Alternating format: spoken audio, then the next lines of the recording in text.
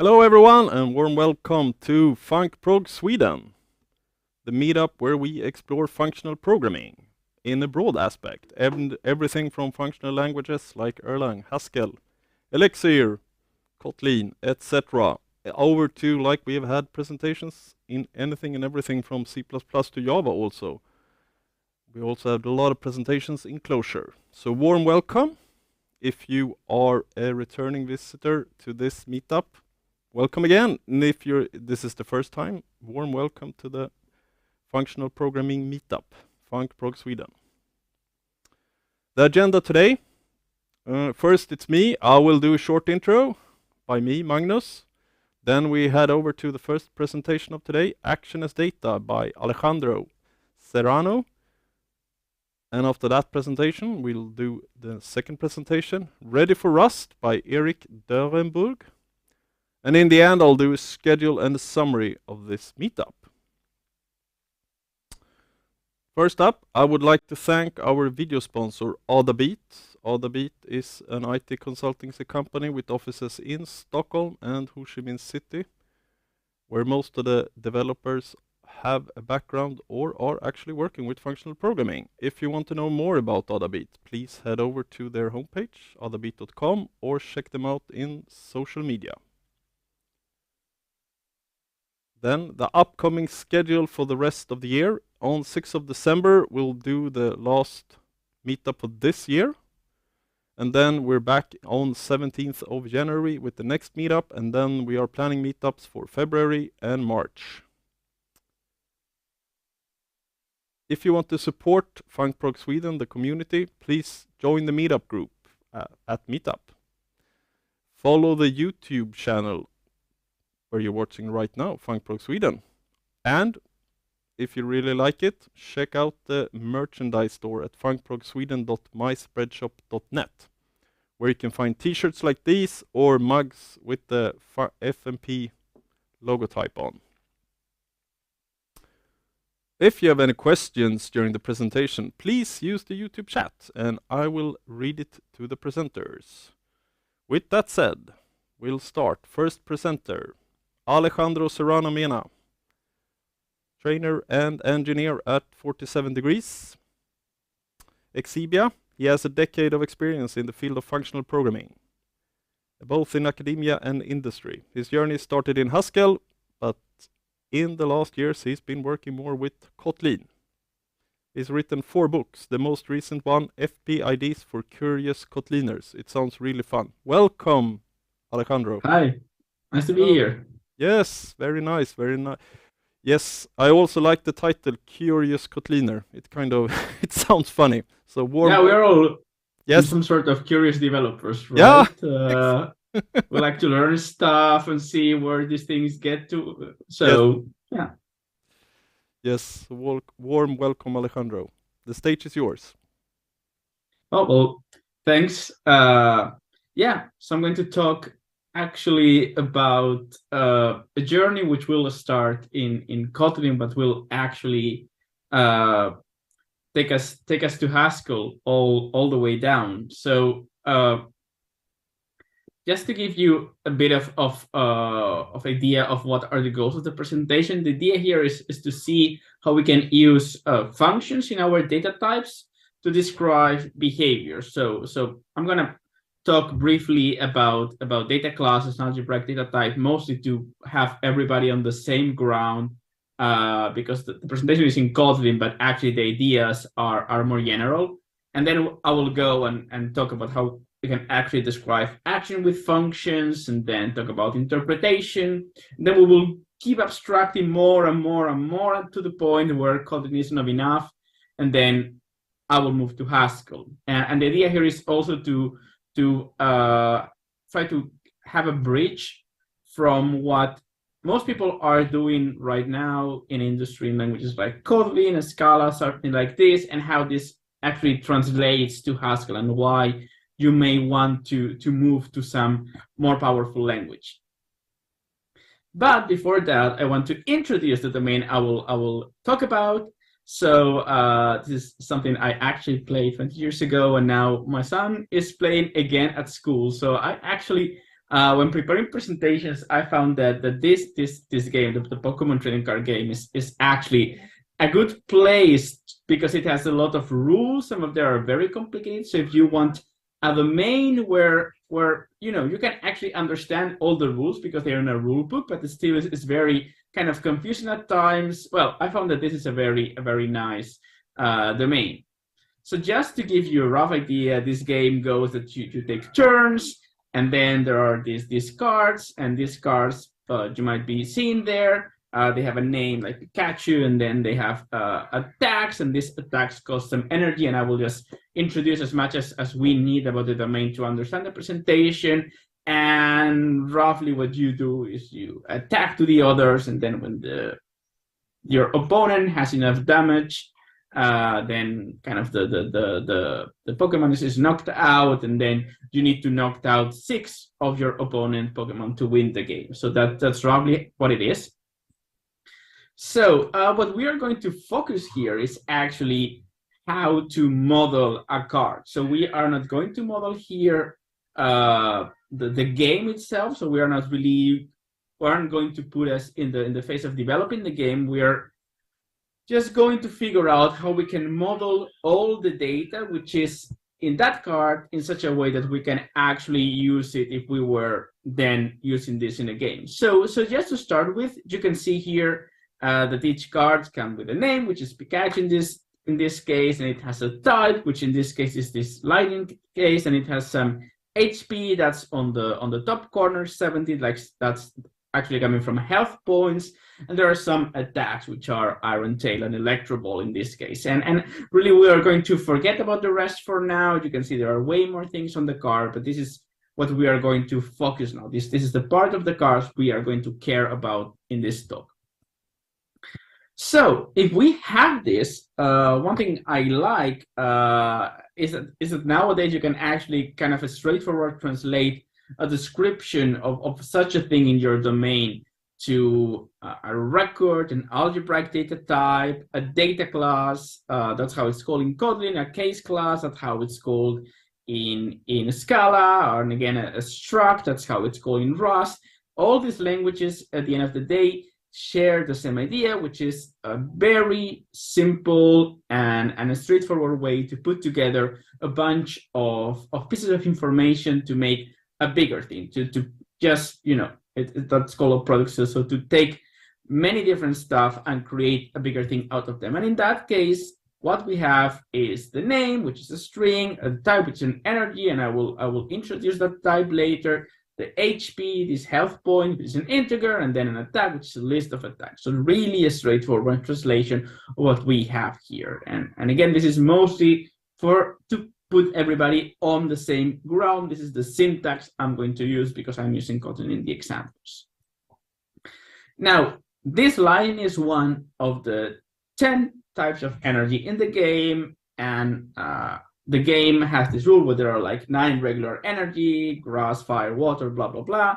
And then there is one colorless energy, which is asterisk, because, it actually accounts for any other energy. So I like this because that looks a bit like regular expressions or like your bash commands.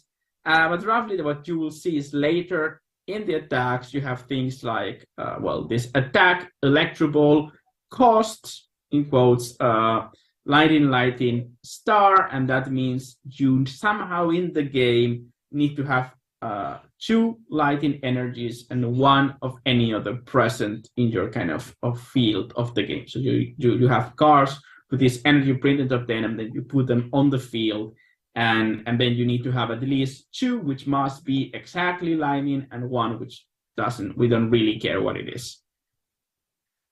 So again, we can straightforward translate this because these types of energies can translate just to an enumeration. And again, this has different names in different languages, like variants, enumerations. In Haskell, this is all into the single umbrella of the algebraic data type. But again, this is a straightforward translation of what we have here. And as I said, we are going to start by considering only what I will call a simple attack, and these attacks have a name, a cost, which is this list of energies, and then they do some damage. So in this case, we have the name being electrable, cause would be a list consisting of lighting, colorless, and then the damage is going to be 60. So that's how it looks like. So just to finish the domain that I'm going to use, actually in the game there are 3 sorts of cards. So we have this Pokemon cards, these monster character cards. There are these energy cards, which, as I said, you put them on the field to bring the energy required for the attacks.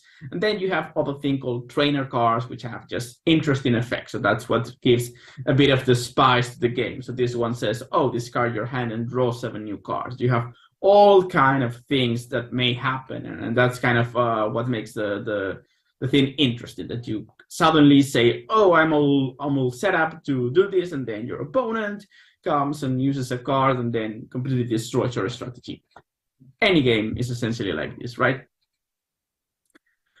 Cool. So this, in the case of Kotlin, and in the case, for example, of languages like Scala, translate to kind of what I usually refer to as a sealed hierarchy of classes. So you have these 3 data classes. Those are, as I said, simple containers of data. We have the Pokemon card, the energy card, the trainer card, and what we see is that they all extend this interface called card.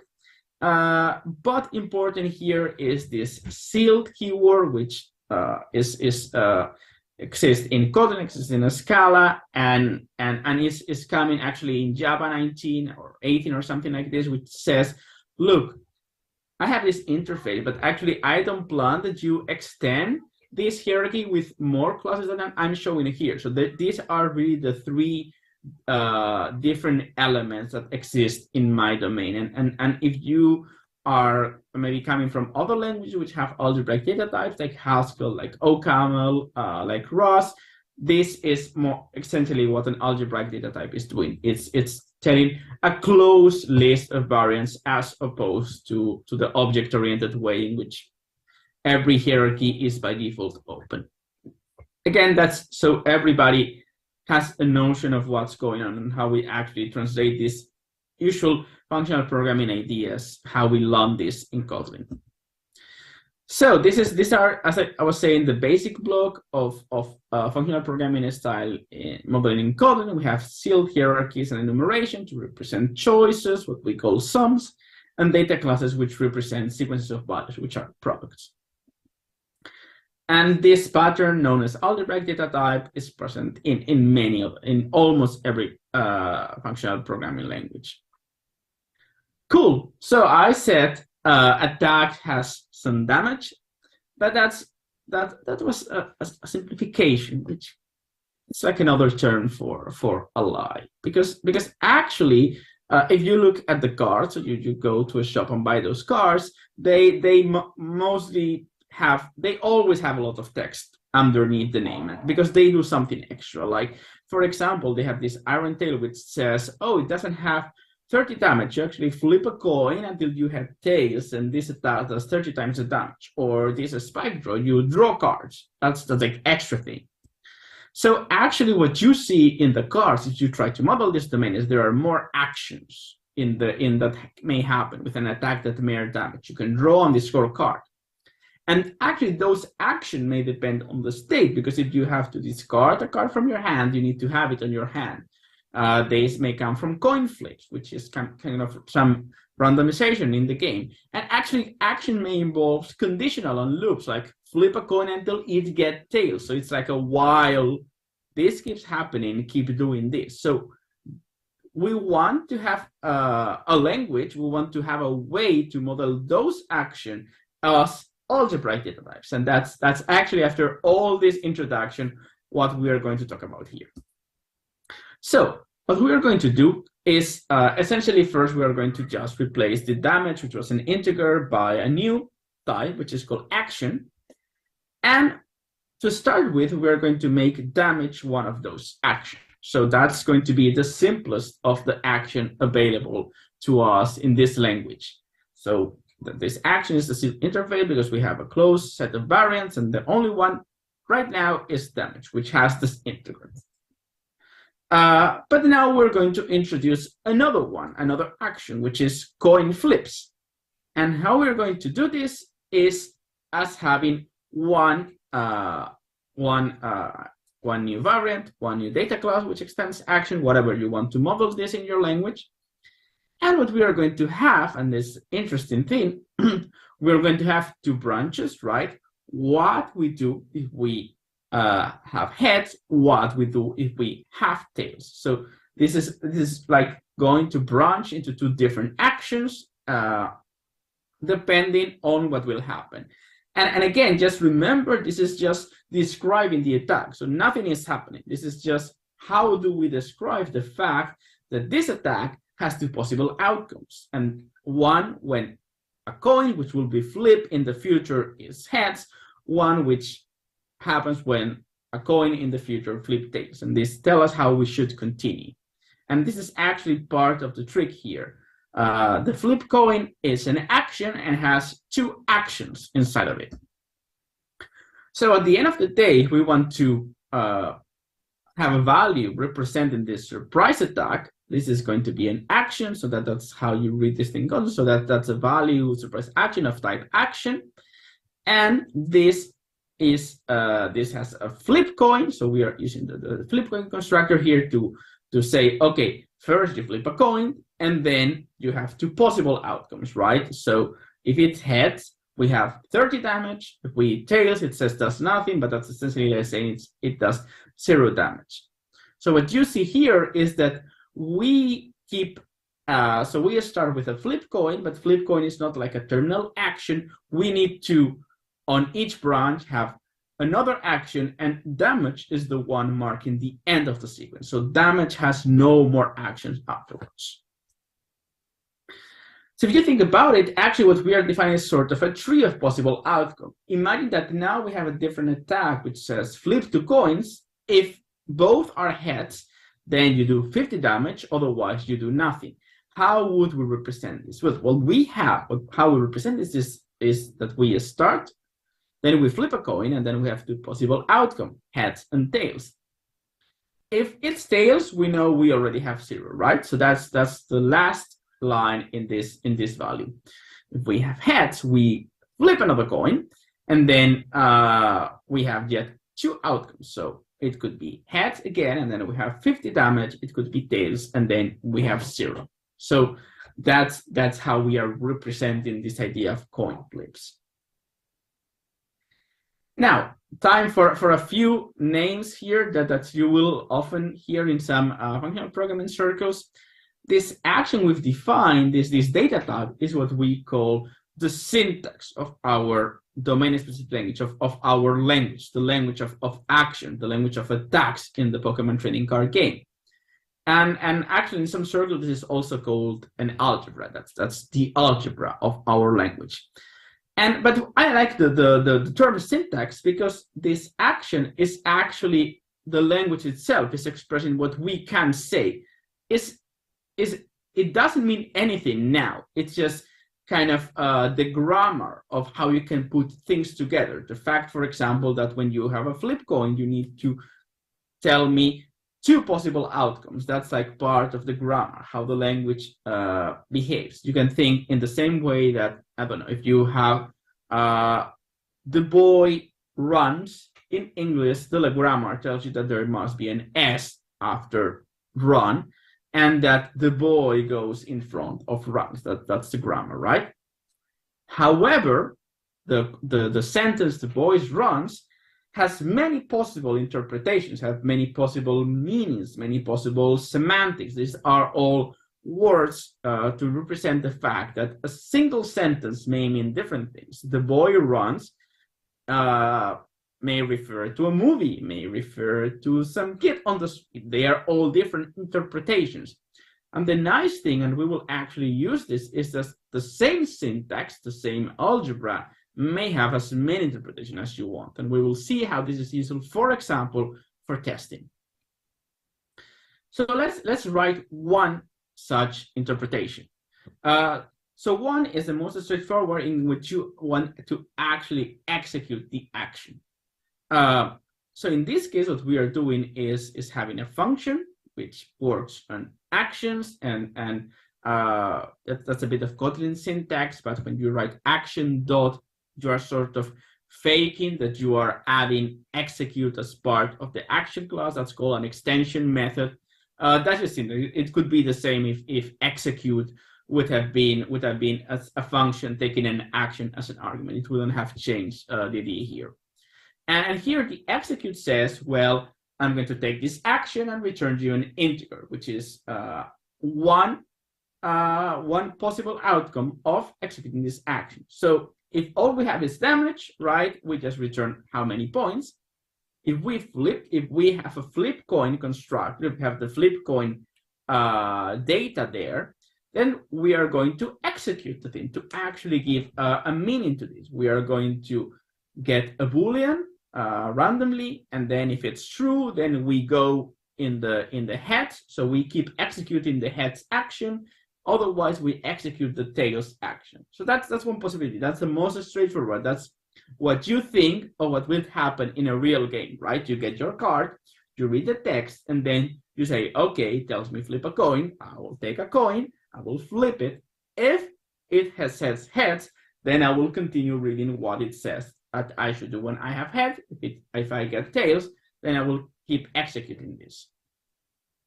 However, this is not so nice. This interpretation is not so nice if we want to test the action, because how do we even test something which is random, right? How do you have a unit test saying like half of the time this should happen? That's kind of weird. The nice thing is that you can give another interpretation, kind of a more pure interpretation of this, in which you actually control the outcome. So now instead of calling random.next Boolean, which gives me a random Boolean, what I'm going to have is an extra argument, which is the actual outcome I'm using. So you see this looks pretty much the same, except that when I have to flip a coin, I don't call the random. I look at the first element in my outcomes list, or iterable, whatever collection type you want to use. And then you keep going. And then in the recursive step, what you do is you drop this first element. Like if you would do this in Haskell, for example, you will just pattern match on the outcomes, take the cons of the, so take the head of the list as the actual flipping of a coin, and then the tail as the recursive step. But well, regardless, the thing is that this allows me to test the action, because now I can have a unit test saying, look, if I execute this iron tail action with heads, tails, which in this case will be true, false, if I execute it with this thing, then I can test the action, because then I should get 60. Things like this. So if you imagine how your unit test would look like, this action.simulate allows us to actually write tests as opposed to the other one. But enough about interpretation. Let's go back to the syntax. So as I mentioned at the beginning, these cards may have loops. So how do we model the fact that we can flip a coin and you had tails and the attack does 30 damage for each head? Well, the nice thing is now, because this is part of our language, we can actually use everything that exists in our language, in particular, in this case, recursion. So what we are going to do here is we are going to model this as a worker function which accumulates the damage, and then it will flip a coin. And if it's head, it will just recursively call the worker function with 30 more accumulated damage. And otherwise, we are done. And then we start with 0. So if you have head, tail, what you could imagine, you go into the worker, you get a heads. So you accumulate 30 more. That's 0 plus 30, 30. Then you go to the worker again. You have a heads. You accumulate 30 more. Now you're at 60. You go to the worker. You have a tails. Then your damage is now 60.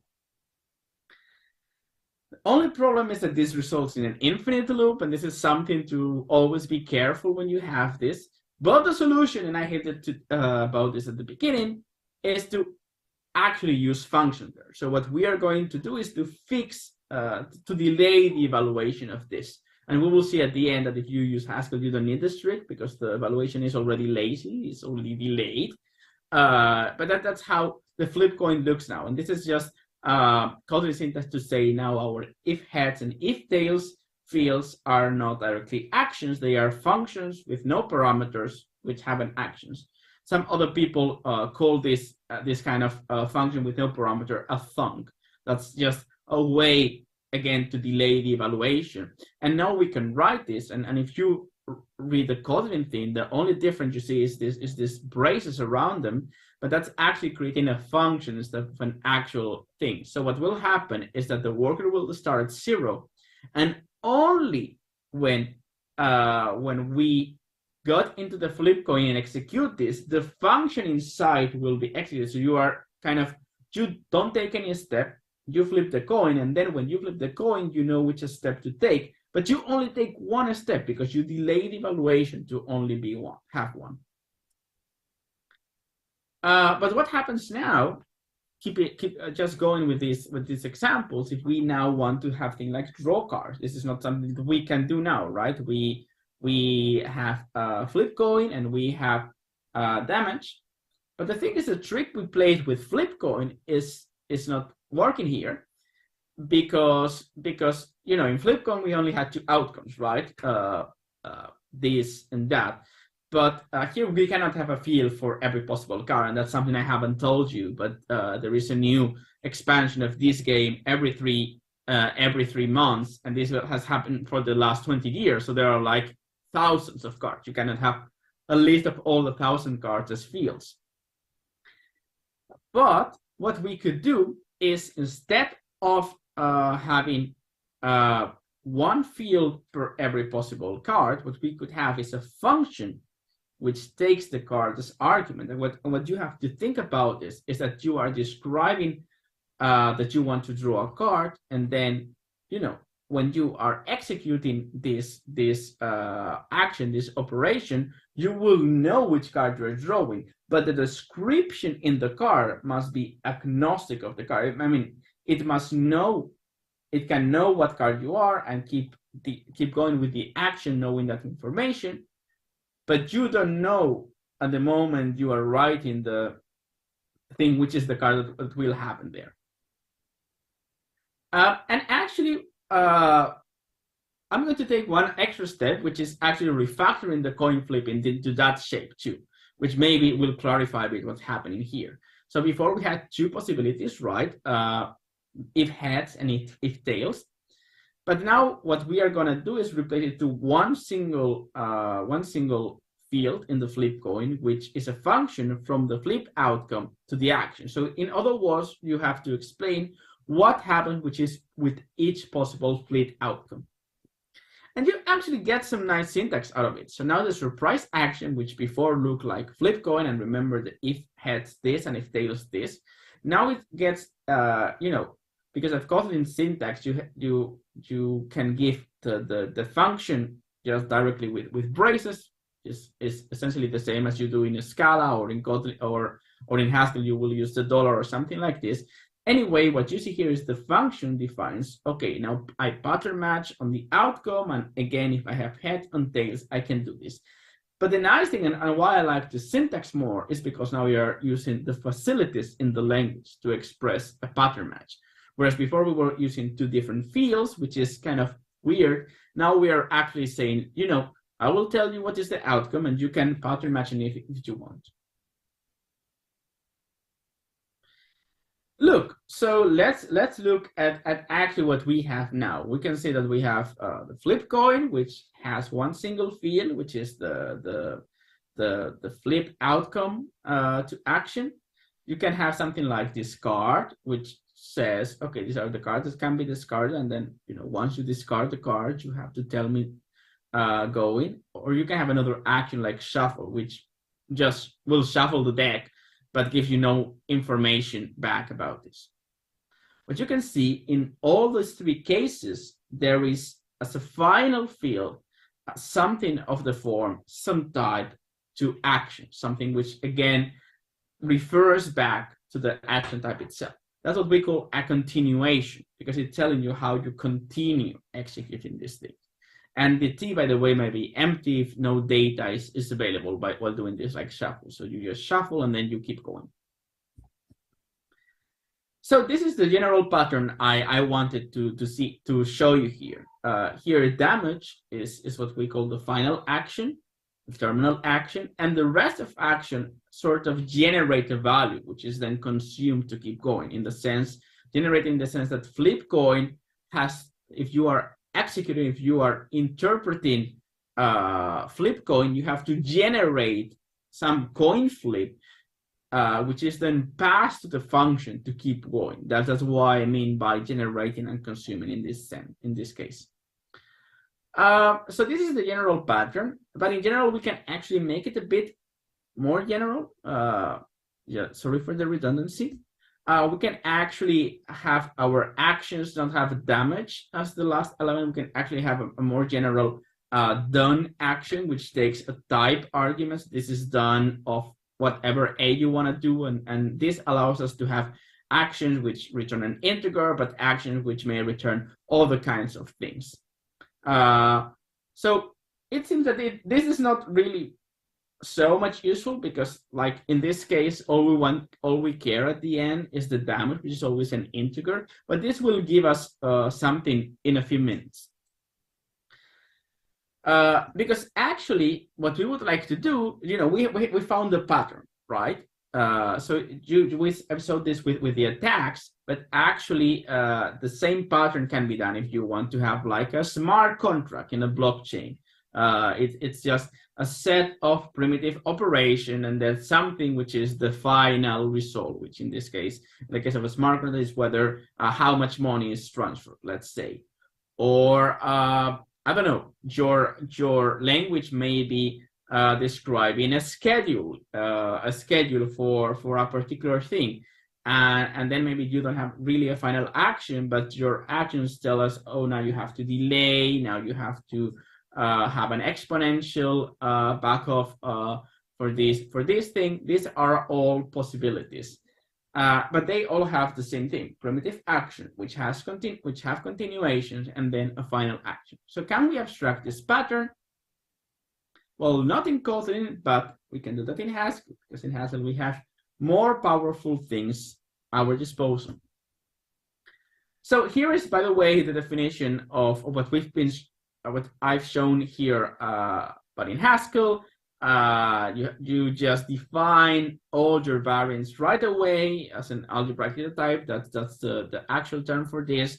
And then you have done of A, so that has one single field, which is of type A. And this type A is an argument of action. So you can see Haskell syntax is really terse. So no parentheses if you don't need it. No braces, nothing.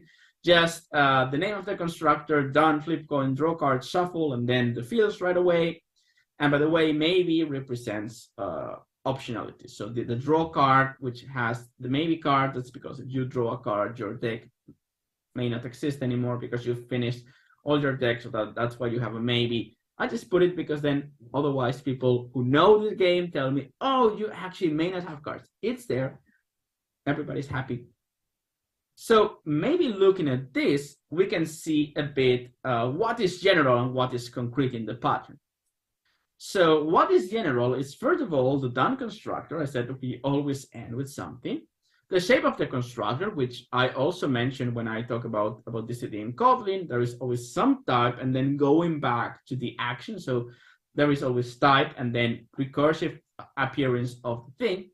And what it's concrete is the particular actions. Flip coin, draw card, shuffle. So let's abstract this. And for this, we get to something called the operational monad. That's in a package in Haskell called operational. And this is exactly what I was mentioning. It has a done constructor, and then one, which is like column bind, I will call it bind, which take an instruction, and then you see there the recursive appearance. It takes an A and then keeps going with the program, which is the name of the general type. I just, instead of action, is called program. So you see here the recursive thing. And now the separate constructors are the separate instructions, the primitive operations are actually a parameter to instruct to program. So you have this program takes this inster, and that will be action there. Let me briefly introduce a couple of things from Haskell so you understand what's going on here. First an example. So now the bind ties steps together. So if you want to do the surprise attack in this form, what you have is flip coin, bind. So this says execute the operation flip coin and then continue, and then the continuation can pattern match on the outcome. That you do this in Haskell with case of, and then you see if it's tails, we are done with 0. If it's heads, we are done with 30. That's the attack we've been talking about all the time. As I was saying, two things you need to know about Haskell. First of all, you have this notion of hierarchy types. That means that that types may take other types of arguments. That's okay. That's available in Java, Kotlin, Scala, whatever. But the thing is that they can also take types which themselves take types as constructor. And you can see there as in the instruction. So instruction was a type parameter of program, and I'm using here instead of a. Lowercase things in Haskell stands for variables, in this case type variables. So I'm using actually a variable applied to another variable, which is something you cannot do somewhere else. If we were using sort of Kotlin Scala-ish syntax, we would say that the bind takes an instruction, which is a type with a hole. So you would need to plug something there. So the instruction will actually be instruction of a. And that allows us, that's actually the key thing which allows us to abstract this pattern in full generality.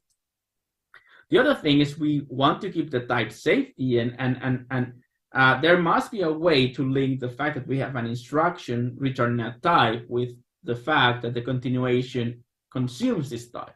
We do this using something called generalized algebraic data type, or GADTs. That's a language extension in Haskell, because you have to enable it with language GADTs.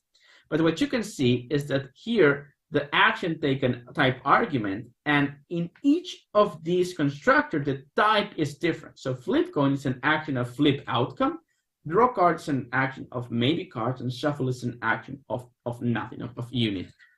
So this allows us to actually refine type information with constructor, and this is again something which is available, as far as I know, only in Haskell and OCaml. So this really goes into a powerful type system.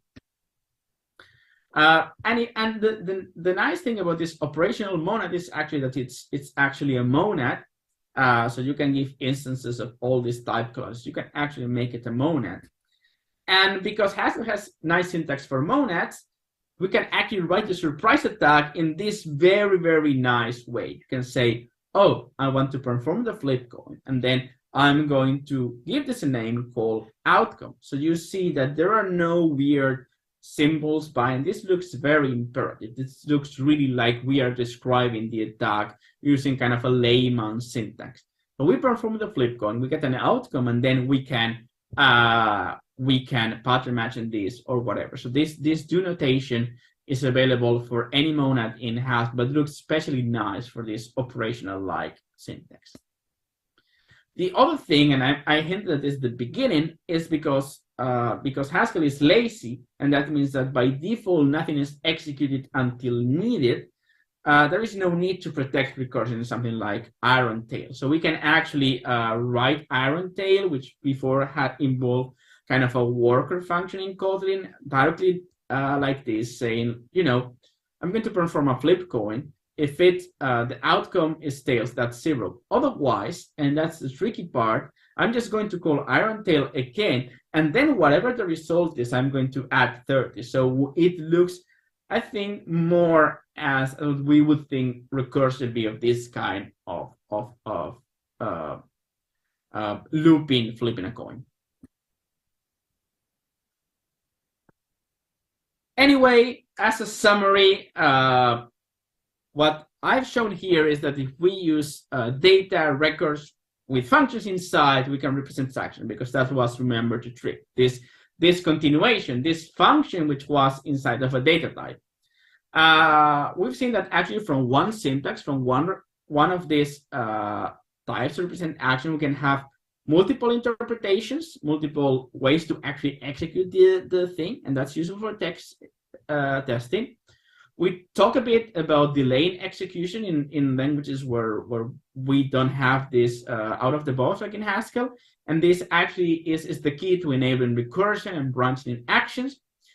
And at the end of the talk, I've talked about how further abstraction is possible, in this case using Haskell, but the main thing is using higher kinds of type, which is a technique which I think is available right now in Haskell or in Scala definitely, and maybe in OCaml and Rust. I'm not sure about that.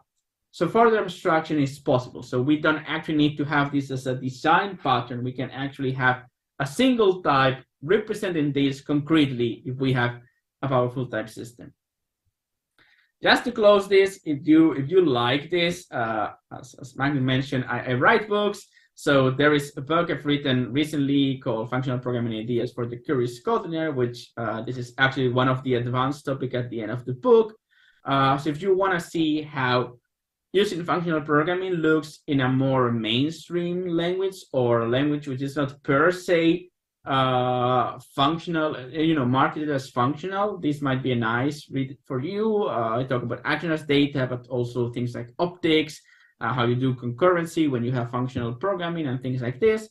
And I also, before that, I wrote a few books about Haskell. So if you want to deep dive into the language, you can go into read the book of monads, where I talk about the operational monad and how you actually can come to the idea, like step to step. Okay, if I want to abstract this, I've shown you the solution because I only have like 30-35 minutes today, but there is a whole reasoning, a whole steps how you get there. Or you can just learn about the standard libraries, which are kind of complete if you broaden your view a bit in Haskell. Having said so, yeah, it's been a pleasure talking from home, but yeah, to Sweden underworld today. So yeah, I'm happy to take questions. First, thank you very much, Alejandro. Thank you very much. It's very interesting. Welcome. Very interesting presentation. So far no questions in the chat. I had like an immediate question. It was like, have you built this as a game engine for Pokemon, or is this no? Kind of a trial? Actually, how this all started was that I wanted to build a small game engine for training I have to give for Haskell, and just representing the card turned out being so complicated because I only showed a bit, but this can get very weird and interact between several of them. That just that was enough, like to start the training and have enough examples. So that's like my goal. Actually, one of my kind of evening projects would be to actually figure out a way to get the text from the card, because there is a huge database with the text, and turn it into this more structured representation. Unfortunately, I know nothing about language processing, so if somebody knows how this can be done and wants to put me on the right track, that would be really appreciated. You're welcome, so to say. Yes. No more. There's no more questions. People are saying thank you very much for your presentation. I have one more question. I guess you played Pokemon or some way like Pokemon. So what's your favorite Pokemon figure? Oh, character. Oh, that's hard. Is it like a tough one? yeah. You can ask. Yeah, so I've been so I want to, like, you can build your own deck. So I'm trying to build one with one called Zoroark. So that's like my favorite deck right now. Yeah. That's but yeah, mostly that's I'm trying to as doing something also. So I started playing with my kids, but now I'm sort of starting to thinking about actually going and playing with some other people of my age at some point. But let's see. Yeah, okay. Yeah, I know Pokemon from game or TV shows. My kids watch Pokemon, and their favorite is, of course, Pikachu. the obvious one, right? Yeah. Yes. Yeah. Yes. Then thank you very much, Alejandro, and thanks for coming. You're welcome. Have a pleasant evening. Thank you. You too. Yes, you're welcome. With that said, we are heading over to the next presenter, Erik. Welcome, Erik. Erik is a software developer and passionate technologist. Erik is head of technology at Thoughtworks. He helps clients solve their business challenges using modern technologies, platform, and practices. Welcome very much, Erik. Yeah, thank you so much. You're welcome. That's going to be a tough presentation to follow up on. I don't know your audience that well. This has going to be a lot of code in the coming one, but I'm going to present Rust more from a broader perspective. So I hope that's going to be applicable to you. I'm a consultant, so I do see many different programming languages. I like Clojure quite a bit. I've even programmed commercially in Clojure. But today, this is about Rust and the different aspects, and especially also the ecosystem. I think we are going to take about 45 minutes for this and then have time for questions at the end. To get started, let me just sort out my screen here. This is always fun. I've given this talk and variations of it for quite a while, and I always have to update this slide. You're probably very familiar with StackOverflow, and they do a survey once a year, obviously, and this is the result from the 2022 survey. They asked lots of different questions, and they ask, what is the most loved technology? And you probably don't have to search very much, but Rust is in the top spot. And funnily enough, it has been in that top spot for 7 years in a row, usually with a margin like that. And what is even more interesting is 2015, 7 years ago, was also the year when Rust actually was released, when the 1.0 version of Rust came out. So that basically means this programming language, for one reason or another, since the 1.0 release, has occupied the top spot on the Stack Overflow developer survey. What is interesting though, and I've done this for a number of years now, when you contrast that with the favorite one, like what people are actually using in day-to-day, and this is the one from 2022, it's not that easy to find. It's a bit further down at about 9% here. This is actually constantly creeping up. I mean, I've done this like 7% last year, and in 2020 it was 5%. But we still see a huge discrepancy here. People who know Rust really love it, but then when we look at how it is being used, what is actually being used on projects, then we see a very, very different picture. My personal belief is that that is because Rust occupies a specific niche. It's very, very good in that niche, but it is not as applicable outside that niche. And hopefully, in the next 40 minutes, I can explain to you why Rust is very good in particular things, but you will probably also see, depending on what you're programming in otherwise and what your problem domain is, that it might not be applicable to what you are doing. So to get us started off, what do these three companies have in common? Apple, Google, and Mozilla. They're all companies that have a dependency on C and C-derived languages, and all three of them had their issues with it to the point where they invented new languages. And Apple went to Swift to replace Objective-C.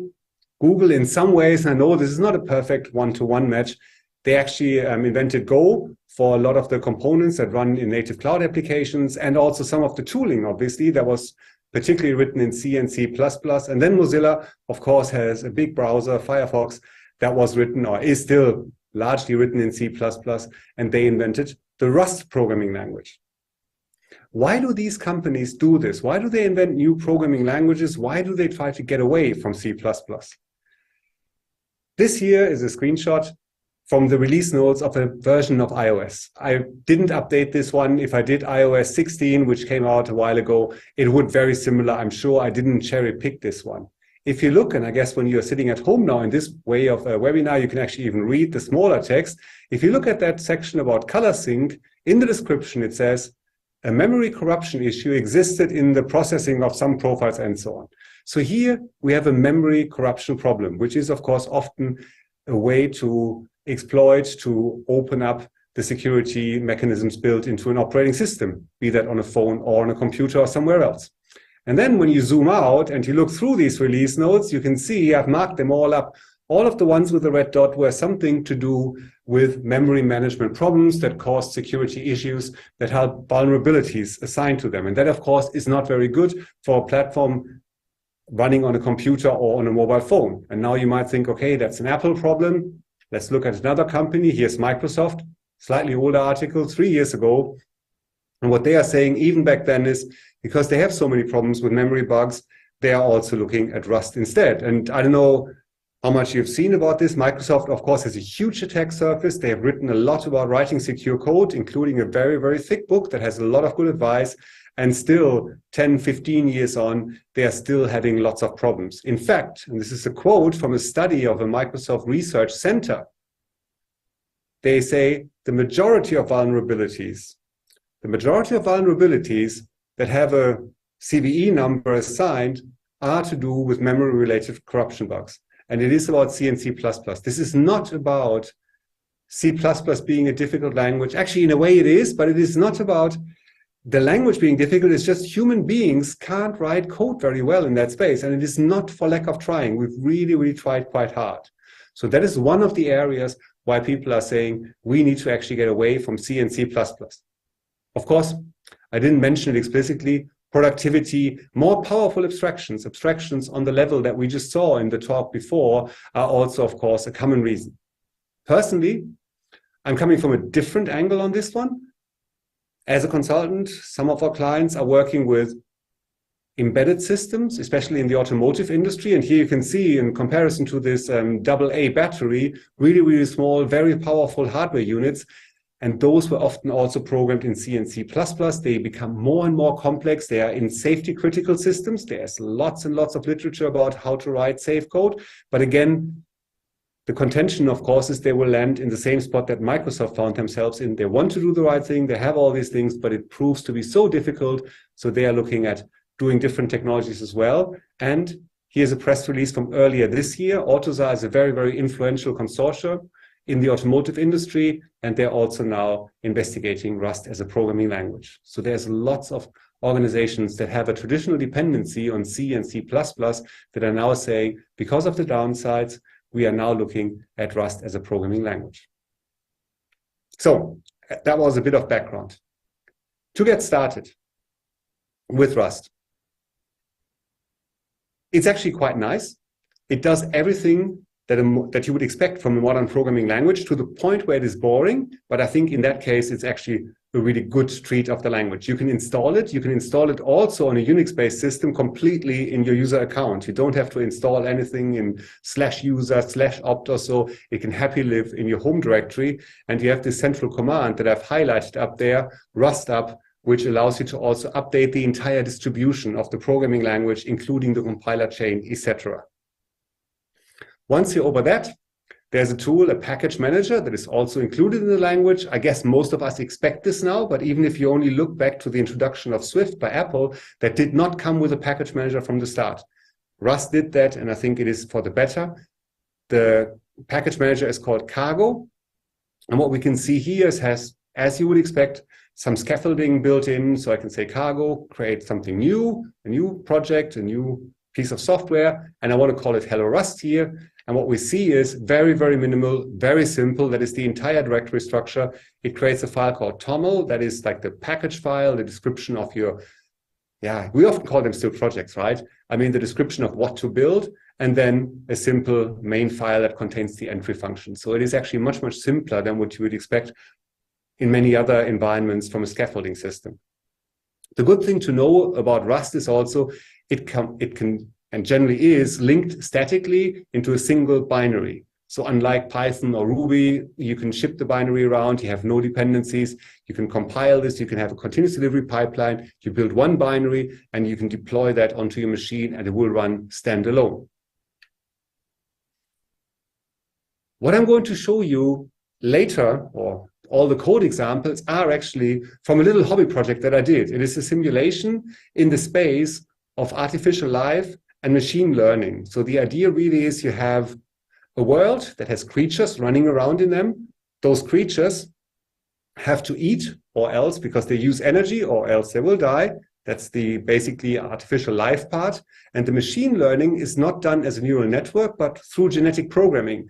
These little creatures do have a strategy encoded in them that describes how they move around in the world. When two of these creatures meet under certain circumstances, they can produce offspring, and then the programs are recombined and the new creature can run around. That's, I guess, if you're not familiar with it, you don't have to be too familiar with it. It's genetic programming, but it's just serving as an example, and I'm not really going to go into too much detail about it. The thing you have to remember is there's going to be a world, creatures are running around in the world, and they're interacting with each other. If you look closely, you notice that I'm showing you a screenshot here of that project, of that software project, but it is not Visual Studio. I'm actually using IntelliJ. Many of you may know these IDEs. They are sometimes called the JetBrains IDEs. They're sometimes called differently for the programming languages. As far as I'm aware, there's not a specific Rust version out, but the, if you will, generic Java version actually works quite well. I tried Visual Studio Code as well, and I found in this case, actually, IntelliJ worked better for me. The refactoring is a little bit more advanced. It doesn't do everything that it can do for other programming languages, but it is actually quite good already. But this talk is about Rust and not so much about the IDEs. I want to highlight a couple of things here. If you look in this package file that I've highlighted here, you can see in lines 11, 12, and 13, I've declared a dependency on another package called cert, which stands for serialization and deserialization.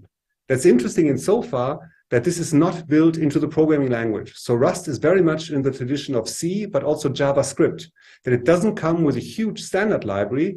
It actually allows you to take different libraries that you want to have, and that would probably, and likely does, allow more innovation, but it also leads to a little bit more confusion. If you look in line 8, for example, I'm including Chrono, which is a date time library. When I first started using Rust, I was really surprised that that wasn't included. And it took me a while, like, I don't know, 10, 15 minutes on the internet to actually decide on which of the different time libraries I should use. So it comes with pros and cons.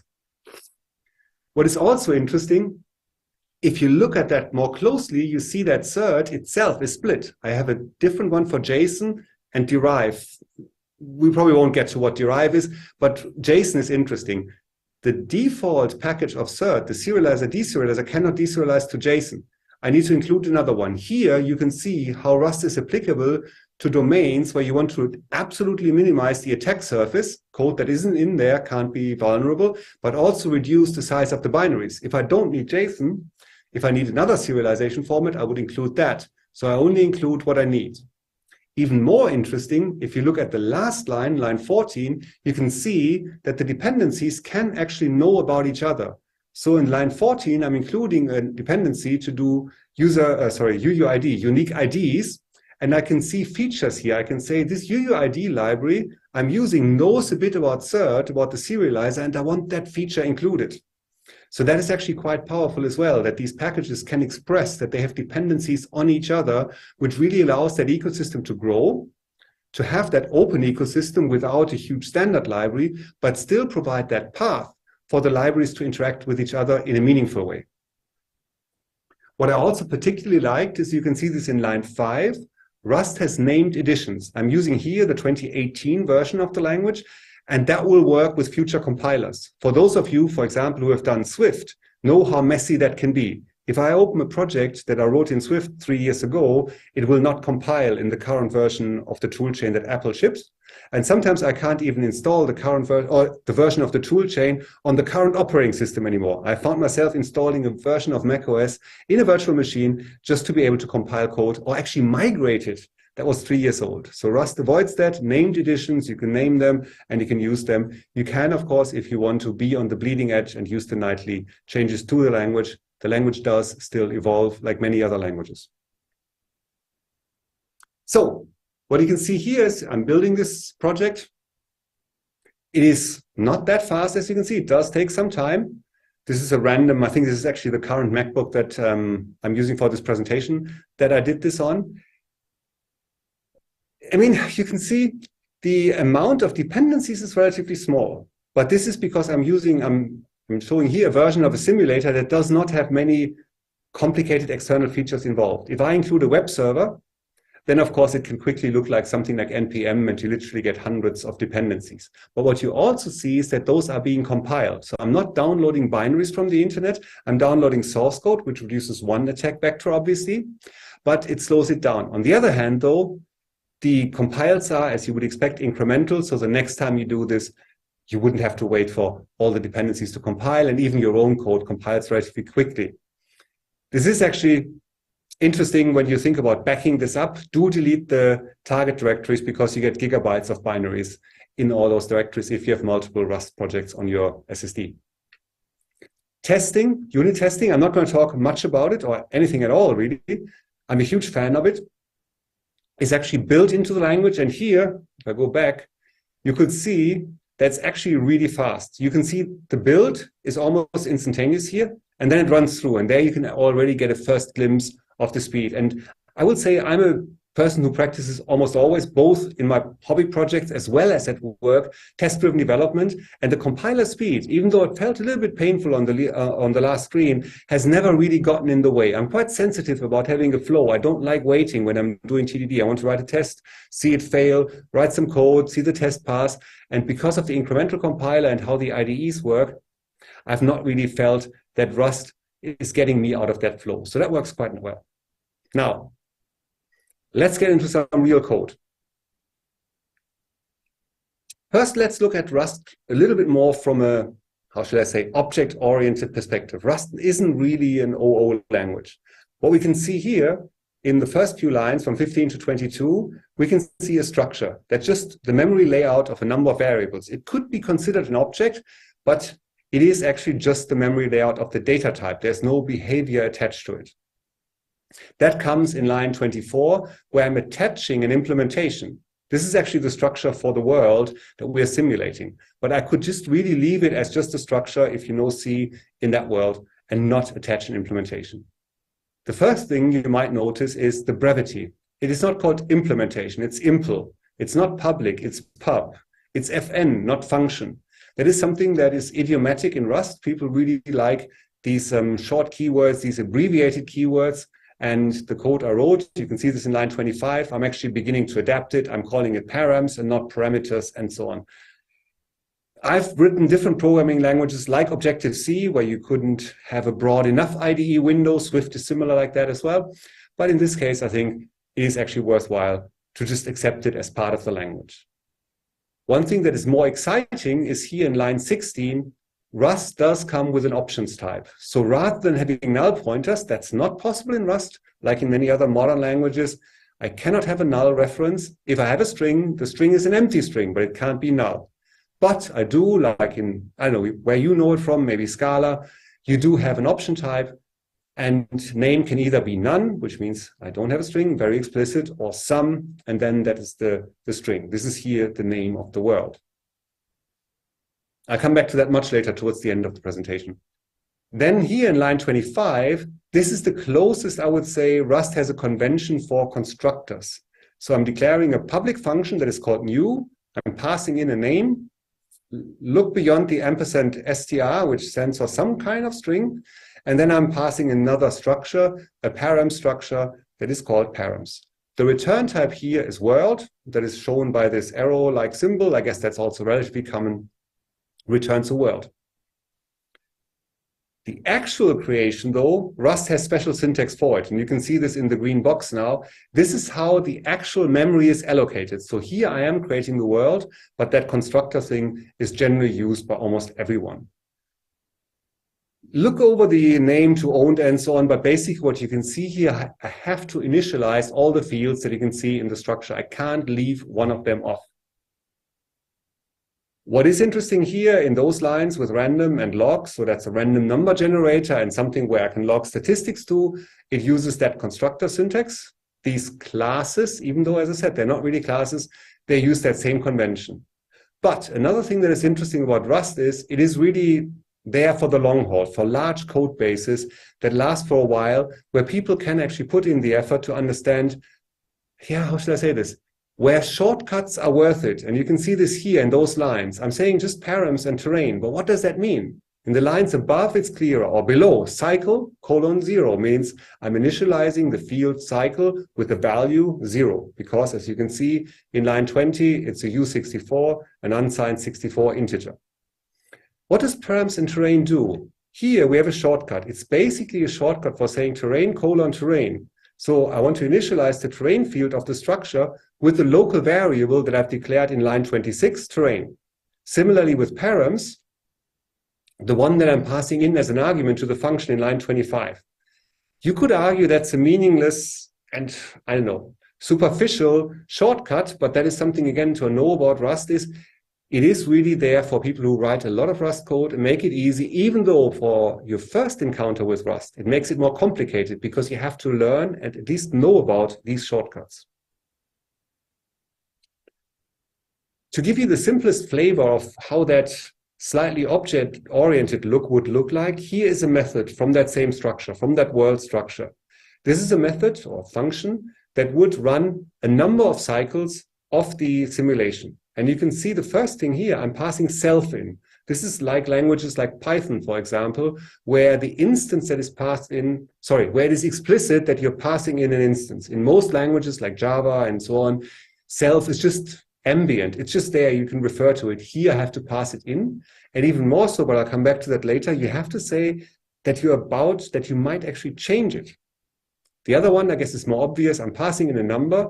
And other things you can see here in line 158, you can see that 0.num, so ranges are first class citizen, ranges are type built into the language.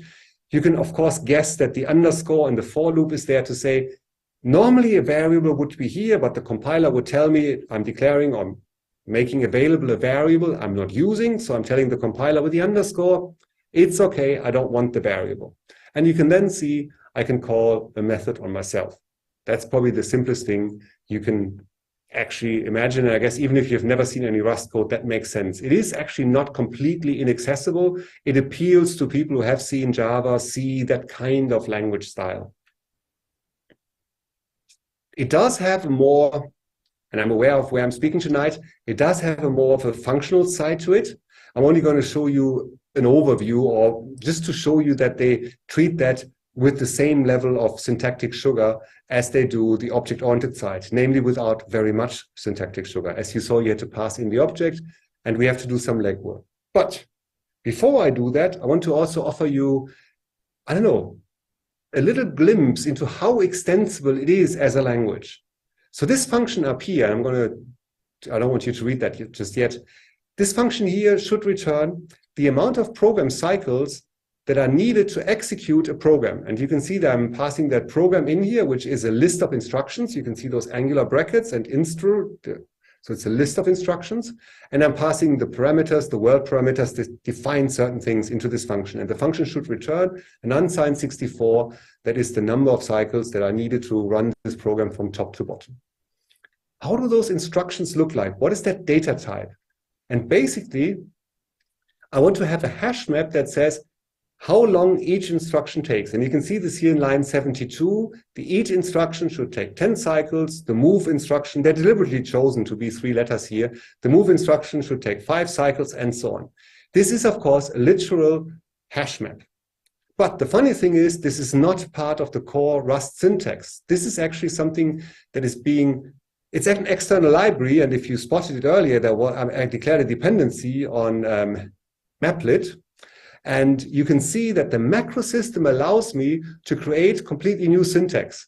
That poses an interesting challenge for some of the IDEs because the language is so extensible that they can't really parse it. What you can see is here, IntelliJ is falling back to saying, hash map bang, that's a macro invocation, and I can recognize some numbers in and commas, so I'm giving them different colors. But this is not Rust syntax. I can extend the language to the level where I can have source code that wouldn't compile with a normal Rust compiler in here. That is, again, a powerful feature that makes it harder for developers who just get into the language. But once you have a larger code base where you need those levels of abstractions, you have them. And I guess many of the programming languages that have been successful did have a powerful macro system. The good thing about the Rust one is it is actually type safe and it can be checked at compile time, and it can even interact with the AST, with the abstract syntax tree at compilation time. I can't go into more depth on this one, but it's actually a super exciting feature of the language. Here, coming back to the functional aspect, I'm basically prog is the list of instructions. I can iterate over them, and then I can do a basic left fold here, starting with 0 as the accumulator. And here you can see the syntax for anonymous functions. ACC, the accumulator, and the instruction are the values that are passed in between the bars, and then following without any further return statements or semicolons or anything, just the body of the function to say the result of each step going through this in the fold is the current value of the accumulator plus however many instructions the current instruction takes.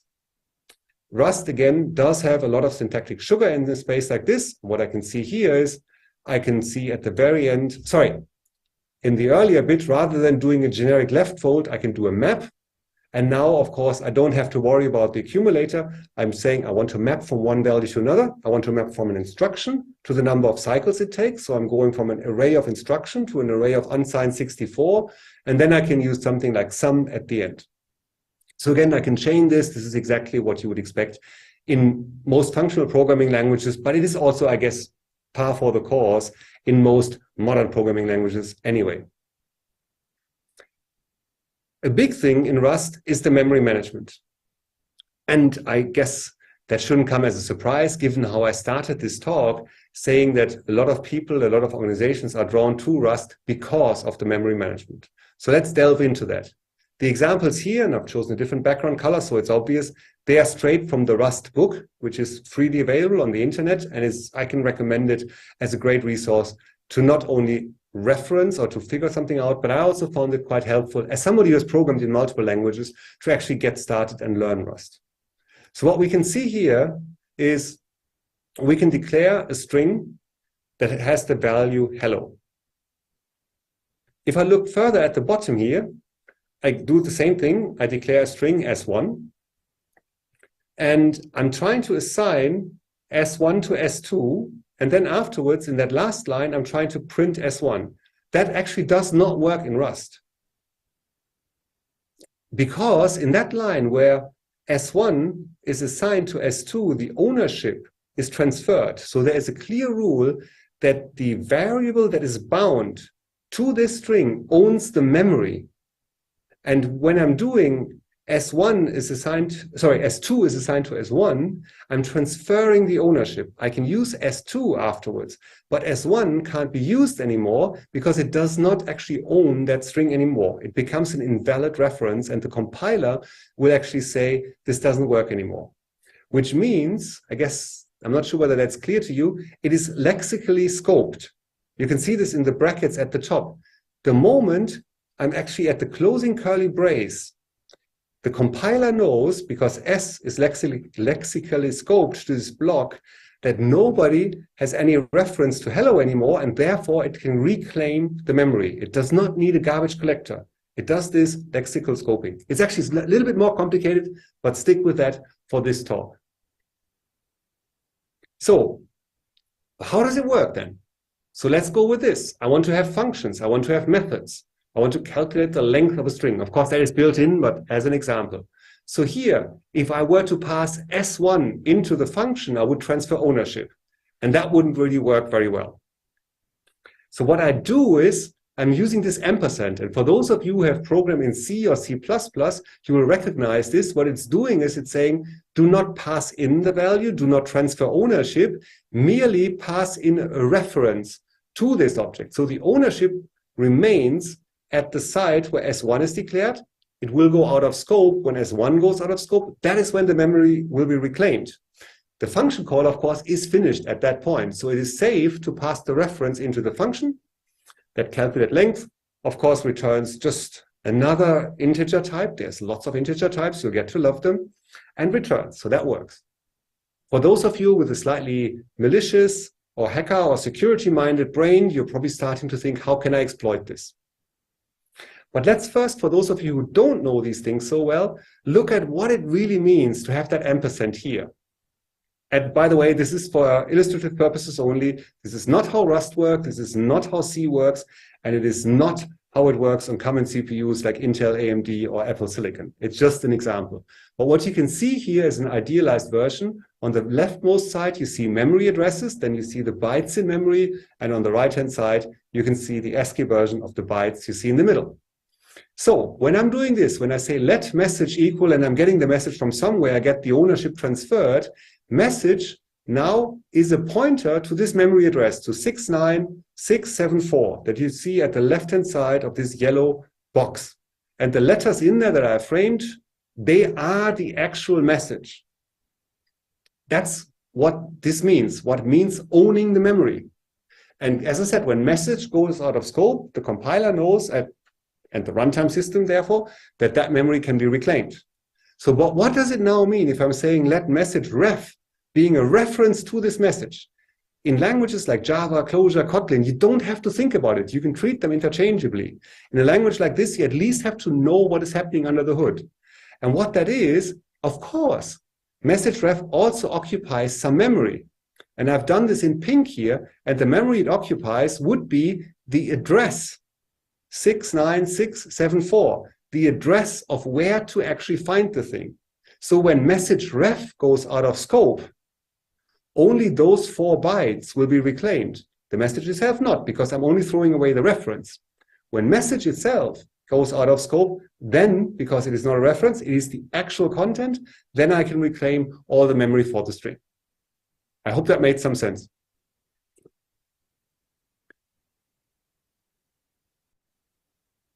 So the next thing here, so now what I do, I'm again declaring a string, s, I'm passing it to a function that is called already ominously change. I'm passing in a reference, and then in that function, I'm trying to change the string. I'm getting that pointer and I'm trying to change it. The Rust compiler will not let me do this. We'll say, this is just a string. You get a reference to it. You can look at it, but you can't touch it. You can't change it. To be able to do this, I need to make 2 changes. I have to first, and you can see this in the declaration in the main function, I have to first say the actual string is a mutable string in the first place. If I don't put MUT for mutable in there, the strings are immutable. Great potential for performance optimization, obviously. But then that mutable needs to go through many places. I have to say, when I'm calling the change function, I want to hand out a reference not only to S, but I want to hand out a reference that can be mutated. I could keep S mutable in my main function and give it to another function without the mute keyword, and then that function would only be allowed to look at it. If I want to pass a reference that can be mutated, the object itself needs to be mutable, and I need to pass it explicitly. And then you can see the change function now says, I not only want a reference to string, I want a reference that is mutable, and then it is allowed to change it. And now maybe you're thinking, okay, what about memory safety? What about handing out multiple mutable references? Let's do this. Let's have R1 and R2, and they're both mutable. And now I'm handing R1 to one thread and R2 to another thread, and mayhem occurs because I have no idea anymore what those threads are doing and what will happen to the memory, who is overwriting what. Luckily, that actually doesn't even work. It doesn't compile in Rust. You cannot hand out more than one mutable reference. You can hand out one and only one mutable reference to anything. What similarly doesn't work is this here. You can hand out multiple references that are not mutable because the compiler can keep track of that. And if all the references you handed out are immutable, nothing can change because nobody can change the variable. So I can have R1 and R2 that are immutable. But then if I try on top of the 2 immutable, or 3 or 4, whatever, to try to create one mutable reference, again, the compiler will not allow this. So the rule is very simple. I can have any number of immutable references or one and only one mutable reference. Makes a lot of sense, right? Because it avoids pretty much all sorts of memory problems that you would otherwise find, especially in multi-thread scenarios. If you think back to what I said earlier on about the automotive industry, in safety critical systems, there's certain standards and levels of safety criticality, and from a certain level onwards, you're not allowed to do pass by reference at all anymore. They say, yes, the C language supports it, but you're not allowed to do it because as humans, we can't keep track of all those references. You must pass by value. But passing by value, of course, is expensive because you have to copy the value all the time. In Rust, the system is such that the compiler can keep track of it. So that class of problems we messy humans can't even create. The last thing I briefly want to show you is this one here, dangling pointers, also very popular.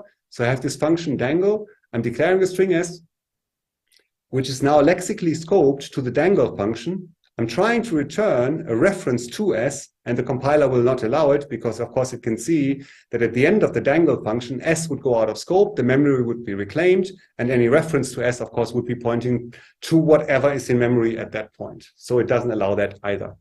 There's many other areas where the compiler clearly, again, can avoid us creating problems that other languages allow us to do. So that looked all right, didn't it? I mean, some simple rules. You probably had an intuitive feeling you don't like the rules, but we all understand they are sensible and they help us write better code, and they seem very simple. What I want to show you now in the next 3-4 minutes is what that actually meant and what profound impact those seemingly simple rules have when you're writing anything that doesn't look like Hello World or like the examples from the Rust book. So what are we looking at here? This is the beginning of a function from the terrain. This is also part of the simulation. The world has a terrain that the creatures can run around in. And here this function, you hopefully guess by name, do with creatures mutable, says, dear terrain, do the function that I'm passing in, that function f, or actually the function func as it is called, that function, apply this to all the fields or all the creatures that are on the terrain. I'm using here an object-oriented programming style, so I'm passing in self as well. And then you have f. What is this f thing? And this is something that I personally saw at first in C# as a programming language. Rather than having to specify the generic type in all those places, repeated but also long, I can actually create this kind of temporary alias just for the method declaration. And I can say on the next line what f really is. So f has no real further function. It's a kind of a generic on the method, and I can describe on the next line what it means. And what f is a function that takes a number of parameters. It takes a terrain that it needs to mutate. Think about the case where a creature dies. The creature needs to be taken off the terrain. So the terrain needs to say, okay, the function you're passing me, I'll give you a terrain that you can change. The next thing the function can do, it takes a creature. And then you see another nice bit of Rust syntax. You can have tuples. So again, another generic data type, not generic in the sense of generics, another standard data type, first class data type that is built in. Here, a tuple of 2 unsigned 32-bit integers. And it returns an option of a tuple. And basically what that is telling this function, this is the position, it's a grid, where that creature sits at the beginning. And the function can say, after it executed, this is the new space where the creature is, because it has moved. Why is it an option? Because the creatures can die, and then it would return none, and the terrain would know, okay, that creature is no longer in the terrain. Makes sense so far, right? So this is what I want to do. This is the API, if you will, that the terrain offers. I can tell the terrain, do something with all creatures. I'll give you a function, and the terrain will make sure that that function is called with all the creatures that are in the world. Let's look at the call side now. How does it look from there? This is in the world. It's called process all creatures. And you can see there in line 137, it says self.terrain. So the terrain that is attached to the world, do with creatures mutable. That's the function we just saw. And then we can see the anonymous closure that is being the block that is passed in. We're passing in the terrain, the creature, and the position, and we do something with it in that function. And you can see this here, for example, in the first line, in line 139, I'm decreasing the energy points. I'm taking away 1 energy point. In the next line, I'm checking, is the creature's age larger than the maximum age as defined in the world parameters? If that's the case, or, the double bar is an or, like in many other programming languages, if the energy points are 0, I'm returning none. That means the creature is either too old or it ran out of energy. And then it is taken off the simulation. That looks actually quite nice code. This is exactly how I wanted it. Nice separation of concerns. The terrain knows how to iterate in a the reason why it's done in the terrain is because it knows its data structures and can do it very efficiently. These simulations want to run fast. But I can have the logic that needs to apply, what the world needs to know about in the world. I mean, of course, I could have created another named function here. It didn't have to be an anonymous function. But I mean, I felt the separation here was clear enough.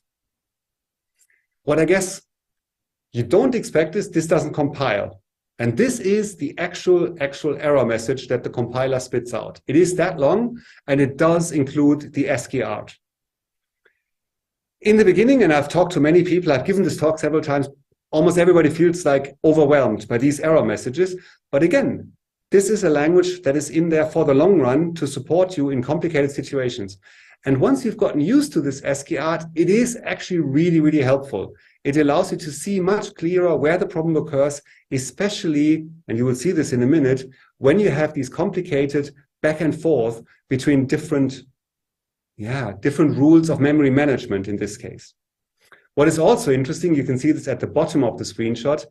The errors are numbered. So this is 0500 and 0501. You can call the Rust compiler, have it explained. It's also a hyperlink, and it gets you to a website, a web page that will show you more details. So again, here the ecosystem is super helpful. The Rust people know they have created something that is not that easy to learn, that does have a learning curve, but they're doing everything they can to actually make sure that somebody who's learning the language has the best possible chance of actually getting over the learning curve without having to study on their own for several months.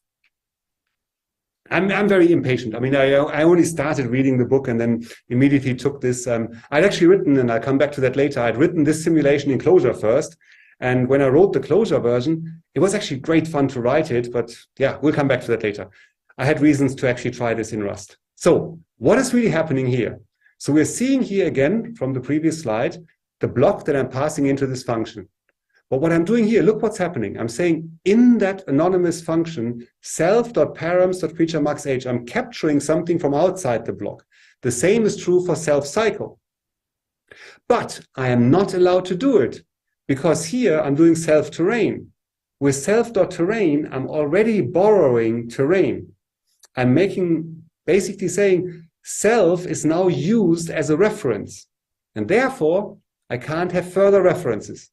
And that's what the error message says. The closure I'm passing in requires unique access to self, because here self is mutable. It needs to be able to change, but I can't because I've already used terrain. The surprisingly, at least for me, simple solution was to do it like this. You just pull out the values, self.cycle and self.params, into local variables. And now it works.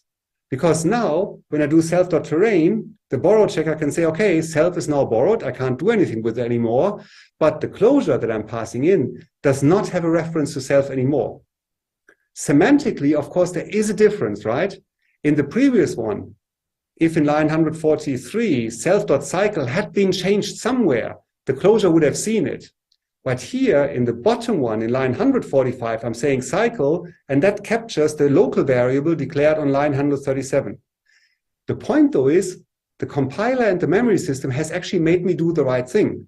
I actually want the snapshot at the beginning. I don't want, if anybody else changes, to see that change. So it basically, through the memory management rules, forced me to snapshot the value in a local variable, and the closure then knows clearly what it does.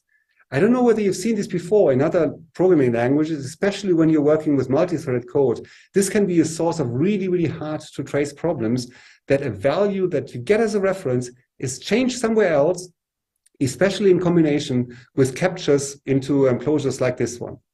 If you've done Swift, you will know that they have escaping and non-escaping closures to tackle this. I must say, after some cursing in the beginning, I find the Rust approach in the end more effective. If it's more elegant, I'm not sure. But it's very clear. Last thing that I want to talk about, actually the last language thing I want to talk about, and after that I want to talk a little bit about performance, is parallelism. Because Rust is so clear about how the memory is owned and when it gets released and doesn't need a garbage collector, multi-threaded becomes a non-issue. It just works. And what we can see here is, if you think about this, I told you that this is about a simulation system, and it can run multiple simulations in parallel. You have to trust me, if you've built something similar, you can probably confirm this. There's no point in running a simulation like this itself on multiple CPU cores. The overhead would just be inter-process, like the inter-thread communication would be too expensive. But what I want to do is I want to run many of those simulations, and rather than running sequentially, if I have a CPU with 4 or 6 or 8 cores or more, I can run multiple simulations in parallel. So this is what this function does, run multiverse. And what you can see here in the first line in the method description, the world function, that's a function that creates a new world that is to be simulated. Here you can see I declared a function inline. I didn't use that syntax where I declare the type on the next line. And you can see it's very simple. It's a function that takes no parameters and it returns a world. It's basically a generator function, right? And it has some internal state to actually know what kinds of world to create. Oh, yeah. What I'm then doing in line 25, I'm basically iterating over the number of threads. That's a constant on this machine. Where I first did it, I said I have 8 virtual, with the hyper-threading in the CPU, 8 threads. So let's keep 1 so I can actually still use the computer and use 7 threads to actually run those in parallel. And then in there, I'm doing thread.spawn, and I can just pass in, again, an anonymous function that is actually then the starting point of each thread. The only thing that you need to know is you can see the keyword move there, which signals to the compiler that you want to move the ownership of certain values into this other thread. And again, then there's a lot. Actually, you can't do anything with anything that you haven't captured in that way, because the compiler, of course, will smell that there's many, many issues if you try to access variables from 2 threads in parallel. World function, of course, works. I'm not passing a world object. I'm just passing a reference to an immutable function. It is only the function, when I invoke it there in line 28 with the round brackets, that it actually at that point in time, but already in the thread itself, creates the actual world structure. Trying to create the world outside would have been slightly more difficult, although I could have also used move to move it in. People have told me that the double bar looks a bit weird. But what is this OR thing? It's not. It's just an empty parameter list. If you remember that from the earlier examples, a bar and then the names of the parameters, another bar is how you do anonymous functions. Here, I'm not passing anything in. That's why you get this funny double bar. For the last bit of code that I'm going to show you, this is interesting. So when I'm spawning a thread, I'm getting back a handle. And you can see in line 23, I'm declaring handles as a vector, as an array of handles, and I'm just pushing that onto it. And it uses the same thing as many languages have. You can use an array like a stack if you just call push and pop and you add at the end and actually take from the end. That's not so exciting. What is more interesting is how all of the, or not all, but many of the things I showed you actually come together quite nicely. And you can see this here in line 34. I'm doing handles.pop. And most programming languages that have a stack, of course, need to somehow signal the stack is empty. How does Rust do it? It uses options. You might have, if you know languages that have options, you have seen this. So you either get sum and then a value of the type that the array is, in this case, a handle. You actually notice that I'm not specifying it. It's done completely through type inference. You can't see at all in this code what the type, it's never spelled out. But the compiler, of course, can ensure the safety because it knows in line 26 what thread.spawn returns. That is enough of a hint that it knows everywhere else what the type is. But that's beside the point. What I can then do in line 34, I can use destructuring. I can say sum of age, and that age then is only assigned to actually a handle if pop returned not none, if it returned sum. If pop returned none, then the let will not work and the while loop will terminate. So again, it looks a bit weird if you have not seen this kind of code before, but it really brings together a lot of these concepts quite nicely, and it shows you that once you have mastered these different aspects of the language, you can write some really relatively clear code, right? I mean, in many other languages that have null pointers, you would have to somehow check, is it a null pointer? And then you might use a for loop. Other languages that don't have null pointers but don't have options, you would have to first ask handles, do you have elements? Because otherwise it might throw an exception. But here, that combination of options with the destructuring and the while let loop actually creates for some elegant code. So then, oh, I'm almost over time. Or actually, I'm over time. So I don't want to bore you too much, but I do want to talk very briefly about performance. I mentioned this before. This actually is running here a visualization of a simulation, of course, slowed down dramatically, but you can see these little yellow creatures running around and the green dots are the food that they can consume. And as I mentioned, I think the first version I wrote of this was in Clojure. And when I timed it on the machine at the time, it could do about 110,000 cycles per second. So a cycle is, as we saw early on, like a command or a subset of a command of one of those creatures. That was okay. I was actually surprised how fast it was in Clojure, but that speaks to the quality of the Clojure implementation, and especially to the quality of the JVM. However, to run those simulations, it wasn't really fast enough, and that it is a hobby project. That's why I lost interest. The simulations were running too slowly. I was basically still stuck in finding the right hyperparameters for the simulations, and it just took days and days and days to actually run enough simulations to get a good understanding from an experimental point of view. And that's why I left it aside. And when I decided to learn Rust, I thought, oh, I want to come back to this hobby project, because even though I liked the implementation in Clojure, it was too slow, and Rust had this idea of being faster. So I basically took the acceptance test, copy-pasted them from the Clojure source code into Rust, changed the acceptance test, the Clojure code, until it compiled into Rust code, and then implemented the Rust function. So it is actually really a one-for-one thing driven entirely by the acceptance test. And they were really with high coverage because I drove the entire Clojure implementation from those acceptance tests. Running this in Rust gave me this 3.5 million cycles per second. So that was a speed up a little better than I had anticipated, but roughly in the order. I mean, I had done enough C programming, Objective-C especially, to actually see that there could be more into it. But then at some point, I don't know exactly, I think when I used the profiler, I remembered, because it was mentioned there, to run the profiler or the debugger also, to run them either with a debug compiled version or release version. I was like, oh yeah, shit, what did I actually do? And I realized that when you compile Rust normally, it actually runs with a lot of debug symbols and also a lot of debug code enabled for example, bounce checkers on arrays and all sorts of other things to make sure.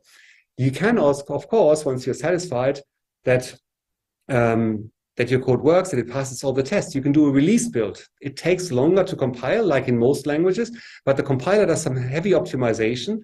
It can also lean on the tool chain that is not all Rust specific. At the bottom, it uses Clang. That's the same tool chain that is used by some versions of C++, but also Swift, and can actually optimize quite aggressively. And I did that. And when I ran it, I got this. So I got to 25 million cycles per second over 110,000 in Clojure. And that is roughly giving us an idea of a really good JVM language.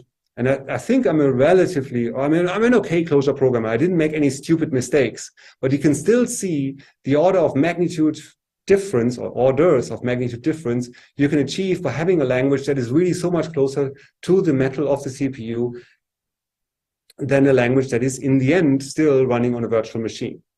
One thing I do have to say as a last remark is, in all fairness, in Rust, I did some profiling, and I realized that at some point it was spending about half the time in the random number generator. The random number generator that is the standard in Rust is cryptographically safe. That's a good choice, I think, because often problems in crypto libraries occur because the numbers are predictable.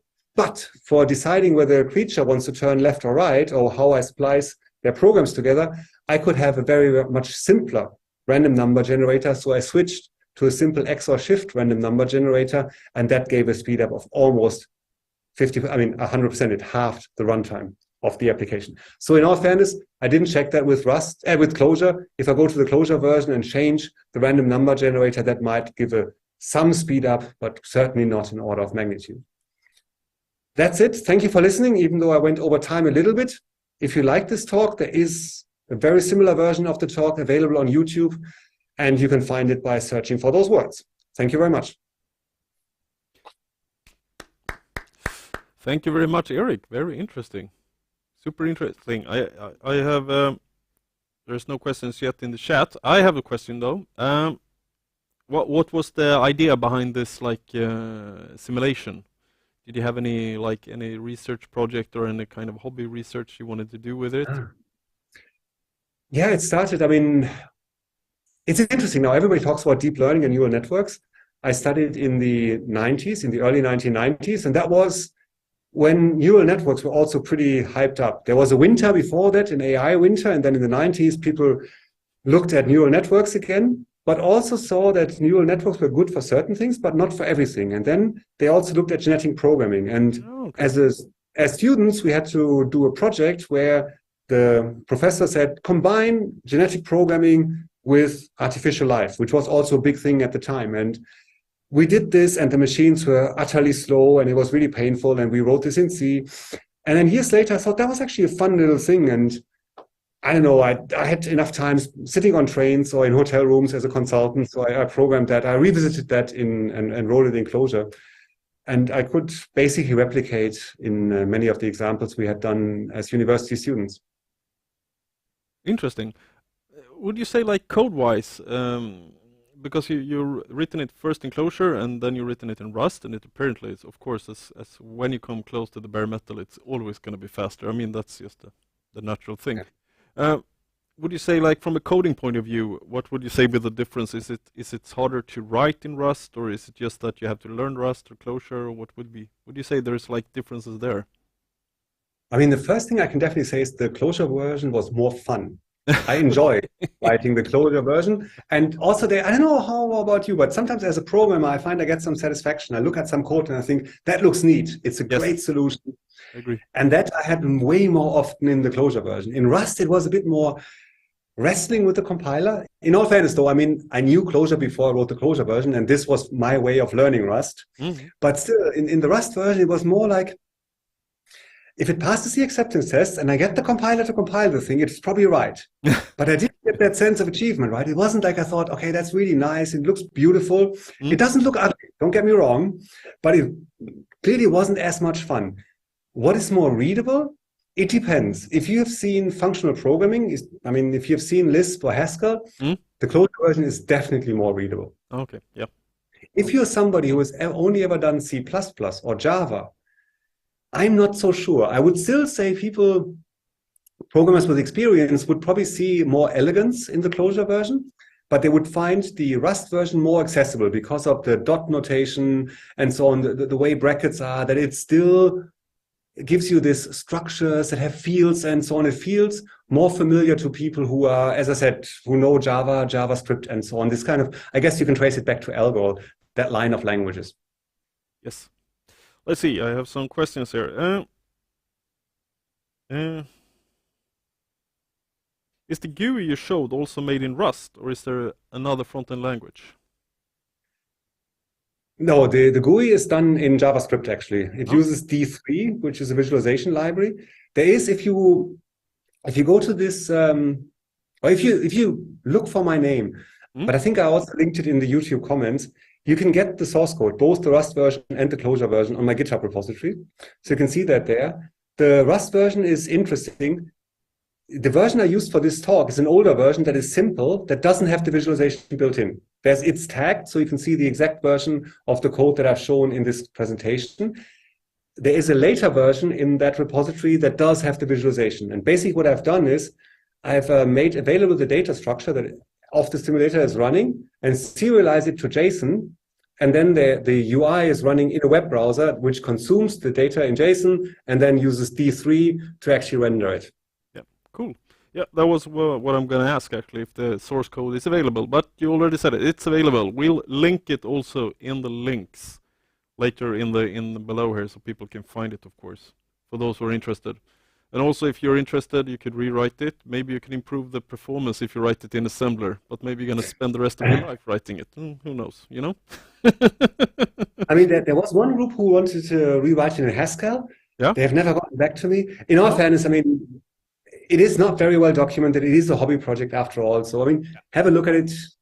But yeah, of course. I wouldn't say I'm a Rust expert. I'm not sure you can learn many neat Rust tricks from it.